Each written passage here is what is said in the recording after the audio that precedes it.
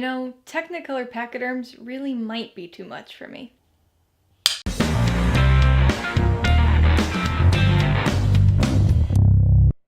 Hey everybody, welcome to Mainely Movies. Today I'm going to be talking about the 1941 Disney animated classic, Dumbo. It features the voice talents of Edward Brophy, Verna Felton, Cliff Edwards, and Herman Bing, and was directed by Ben Sharpsteen. Dumbo was only Disney's fourth animated feature film and tells the story of a baby circus elephant named Jumbo Jr., who is mockingly nicknamed Dumbo because of his very large ears. After being subjected to relentless ridicule, he's separated from his mother and befriends Timothy Q. Mouse, who helps him achieve his full potential. I love Disney movies. Growing up in the 90s, movies like The Lion King, Mulan, Hercules, and Pocahontas were my go-tos, but I also watched older Disney movies all the time too. I especially loved all the animal-centric Disney films, but for some reason, Dumbo just wasn't ever that appealing to me. I certainly still watched it a lot, but it didn't get close to the amount of plays as most of my other clamshell VHS tapes. The handful of times I've rewatched Dumbo as an adult, I can't help but still feel the same way about it. But whereas when I was a kid, I couldn't quite verbalize my reasoning, I think I've finally figured it out now. I like movies with a plot, with a narrative structure and a story and some interesting characters. And we really don't have that with Dumbo. Although there's a very basic story with a start and an end, everything in the middle just doesn't seem very contributive. Really, the meat of the story could easily be compressed down to maybe 10 minutes, and all of the iconic moments that people associate with the film happen in literally the last 4 minutes. Everything else is really just that Fantasia vignette fluff style of visual storytelling used a lot by Disney in the first few decades of their output. The other thing I could never quite put my finger on as a kid, but can clearly see now, is how utterly downbeat this movie is. Everybody remembers the baby animals, and how incredibly cute and adorable Dumbo is. The final few minutes of the movie leaves people with a happy, triumphant feeling, and it seems like somehow that's what people come away remembering about this movie. But those types of happy or upbeat moments are really few and far between in this film. The vast majority of the runtime is spent alternating between oppressively sad and excessively mean-spirited. Really, just about any scene that involves Jumbo is depressing as hell, and any scene that involves the pachyderm peanut gallery, any circus employee, or any circus goer is mean as hell. It's a near constant barrage of negativity that's actually kinda unpleasant to watch. Some of it's a bit buried under jokes and slapstick physical comedy, but it still leaves me feeling like crap. Even the happier moments in the film are pretty bittersweet, and, at least to me, never feel truly happy. Timothy Mouse, for instance, is kind to Dumbo, but there's this weird underlying motive of selfishness there that taints even that relationship in the movie. Another thing that I had forgotten about this movie that really struck me on this rewatch was just how dark and creepy it is. There are several storm scenes that are kinda intense, and a lot of the animation with the clowns was drawn in an off-putting way. Casey Jr., the anthropomorphic train, is another example of this creepiness. I always loved the tune of his song, but the face in the engine, and especially his train whistle voice, is incredibly unsettling. Speaking of unsettling, the pink elephants on parade. That sequence used to low-key terrify me as a kid. I've always liked horror, even back then, so it wasn't something I disliked about the movie, but it definitely was something that used to creep me out a lot. It was the kind of thing that made me sit cross-legged on the couch so my feet weren't dangling, or made me do that run and jump into bed from halfway across the room thing so that the soulless, dead-eyed elephants under my bed couldn't grab my feet. Even today, as soon as the sequence's trumpet intro started, I immediately got goosebumps. Not gonna lie, I pulled my feet up and sat cross-legged on the couch. Something about the combination of that music and those abstract Technicolor pachyderms is still incredibly creepy and unsettling to me. Alright, so let's talk about the pros and cons. My first pro is the pink elephant sequence. Although it's creepy as hell and really random, it's also one of the more engaging parts of the movie. It's also a nice reprise from the depression and anger that the rest of the film evokes.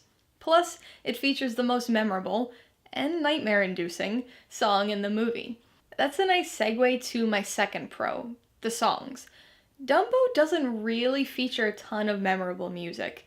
These songs never pop into my head or immediately jump to mind when I think about Disney songs. That being said, when I hear them, I know that they're Dumbo songs, so I guess they're less memorable and more recognizable in the context of the movie. Pink Elephants on Parade, When I See an Elephant Fly, and Casey Jr. are the standouts for me, with Baby Mine falling into the recognizable but too sad to be pleasant category. The third pro is the film's length. At a mere 64 minutes long, Dumbo is Disney's shortest feature-length film, and considering the incredibly thin plot, I think it works in the movie's favor. As it is, the storyline is already stretched pretty thin to hit that hour mark. Anything more, and it would have been noticeably weak. As far as the cons go, my number one issue is that thin plot. There isn't much of a story to work with here, so the majority of the film is made up of musical numbers or unnecessary fluff segments that do little to contribute to the actual plot. Despite its very short runtime, Dumbo is a film that drags a lot, and does anything but, dare I say, fly by. The second con is the tone of the film. It's all over the place, and altogether unpleasant, vacillating between numbingly sad and incredibly mean. As I said before, even the more positive moments are overshadowed by this bittersweet melancholy that kinda negates the happiness. Con number 3 is one that is pretty universally recognized now, and that's the overt racism. For a movie whose themes deal with the concept of racism and stereotyping in the context of Dumbo and his ears, it's amazing how steeped in stereotypes and racism a big chunk of the rest of the movie is. The first blatant instance of this is the roustabout sequence. Not only does it feature literally faceless black men doing manual labor in a thunderstorm alongside elephants, but the song is ridiculous. It talks about them throwing away their pay, and has lines like, "We slave until we're almost dead," and "Grab that rope, you hairy ape." But that's not the extent of it. You still have the crows that Dumbo and Timothy encounter. That sequence is played for humor more so than the roustabout one, but it still features really prominent racial stereotypes. Yeah, the movie came out in 1941, and we've got to keep that in mind, but it doesn't make watching those scenes now any easier. I'm gonna give Dumbo 2 out of 5 paws. Ultimately, this is the story of an African elephant getting delivered to a circus full of Asian elephants. But it's just too sad and mean to be enjoyable. I recognize its status as a classic, and its role in bringing Disney animation back from the brink of financial failure after Fantasia flopped, but it's just never gonna be one for me. I would recommend Dumbo to fans of early Disney animation. If you prefer simplistic visual storytelling over character development or narrative plots, then you'll like this one. It has a lot of moments that feel like they could have been repurposed, deleted scenes from Fantasia, so if you like that style, you probably won't be disappointed here. If you liked Dumbo, I've got 3 movies to recommend, all for different reasons. My first recommendation would be Disney's Pinocchio. They were released back to back within a year of each other, and there are a lot of similarities. Both feature outcast characters who are ridiculed for some inherent quality. Both have a sidekick animal character that guide the main character, and both have really intense, kinda scary sequences. I would also recommend Rudolph the Red-Nosed Reindeer for its basic plot similarities. Both feature characters ridiculed about some physical characteristic, only to eventually be heralded for a talent they possess as a result of that characteristic. My third recommendation is Operation Dumbo Drop. It's live action and has a very different story, but fans of Dumbo will appreciate the various Dumbo references throughout. And it's just a fun movie. Okay, a couple questions for you guys. Number 1, have you seen the original Dumbo? If so, what'd you think of it? And number 2, are there any movies from your childhood that you remember having a more upbeat or positive tone than they actually do when you rewatch them now? Be sure to leave your answers in the comments below so we can get a discussion going. Alright, so if you got some enjoyment, insight, or information out of this review, I'd appreciate it if you'd hit that like button. And if you haven't done so already, please hit subscribe while you're at it so you can see more videos like this.